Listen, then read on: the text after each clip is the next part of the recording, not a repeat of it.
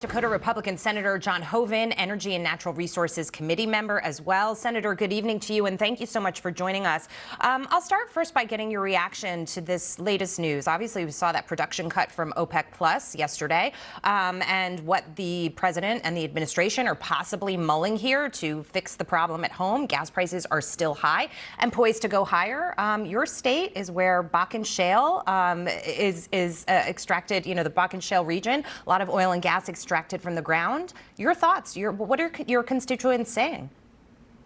Well, this is the result of the Biden energy policy, and we've been talking about it, for the last 2 years, and it needs to change, because instead of being not only energy self-sufficient, but actually energy dominant, we're now in a situation where we're back looking to OPEC Plus, which includes Russia, for oil, and it's just unbelievable. Now you see the administration even going to places like Venezuela or Iran to try to get oil.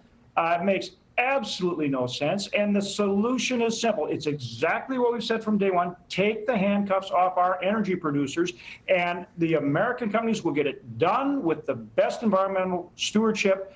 And as we're seeing, it's not just about getting that price down at the pump, helping reduce inflation. It affects everything that, these energy prices affect everything people buy. It's a national security issue as well. 100%. But of course, the White House and the president have pointed the finger at big oil companies themselves and essentially said that they are fixing the price of oil. And when it comes to refining and gasoline, that product at the station, that those prices are rigged as well. And there's price gouging going on. I mean, there's no acknowledgement of what the actual problem is. Exactly. It's supply and demand. We were producing 13 million barrels a day in this country at the end of the Trump administration. And if the Biden administration hadn't put the handcuffs on our producers, we'd be up to 14 million barrels a day or more, such that OPEC, whether they cut or not, would not have been an issue for us. Now you've got a situation where the Biden administration is taking oil out of the Strategic Petroleum Reserve. They've reduced it from about 715 million barrels to about 350 million barrels, knocked it down about half by the end of October. And now you see OPEC really putting the squeeze on by reducing their production, 2 million barrels a day. And so that, again, is going to keep oil prices or push them higher. We're seeing about close to $4 a gallon at the pump right now. And they're doing this all essentially to push a green, climate agenda, right? Something that the far left, the progressives, have urged the president that he must do. And he has dug his heels in. He's not really changing positions on this, Senator, and he's not untying the hands of the American producers. Having said that, with the issue of the SPR at half, and also the fact that we're at a 40-year low with our reserves there, I sit back and say to myself, what is he going to do? Is he going to try to replenish the oil that we've used at $90 a barrel? Certainly it's going to cost us more. Right. Supposedly he was going to quit releasing oil from the Strategic Reserve. He was going to quit doing it. Now he can't.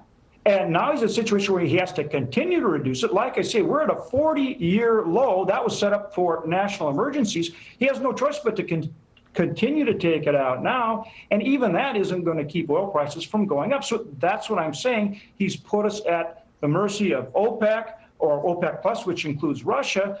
And again, the only way to take care of this, to reverse it, is to get busy and produce energy here in this country. Yeah. And our companies can do it if you'll quit holding them up. He's got the handcuffs on him. He won't permit the projects. He won't let us produce on federal lands. He won't let us develop the infrastructure.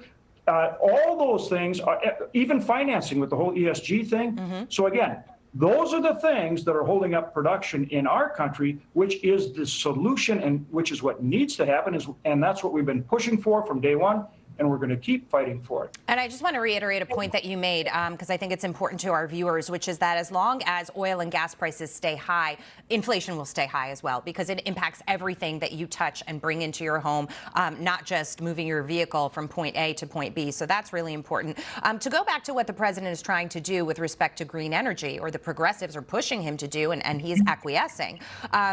Venezuela is one of the dirtiest oil producers in the globe. I mean, to say that we would take more oil from OPEC, from Saudi Arabia, that's even one thing. But the Venezuelans, when you're trying to push green energy. Jackie, you're right on so many fronts. Look, nobody has better environmental stewardship than we do. So let's just get that out there right up front. And then you go to these countries that have worse environmental stewardship and they abuse human rights. So again, back to the national security issue. And the other point is really important. Look, the consumer, the American worker, all of us in this country are struggling with the price at the pump. But you're right, it's not just that price at the pump. It's the energy cost in every product and every service that you buy. And that's a big part of inflation. And again, it's just unbelievable that, this administration would continue down that path like you're talking about, instead of helping our companies get the job done for the Americans and for the American consumer, whether it's at the pump, in the grocery store, whether it's inflation, whether it's national security, jobs in the economy, you name it. Yeah, I've covered oil and gas for a long time, Senator. I never thought I would see the day where the United States was the globe's top energy producer, and we were, and they handed it over. They handed it right back. A lot of people very angry about that. Senator Hoeven, thank you so much for your time tonight. Thanks, Jackie.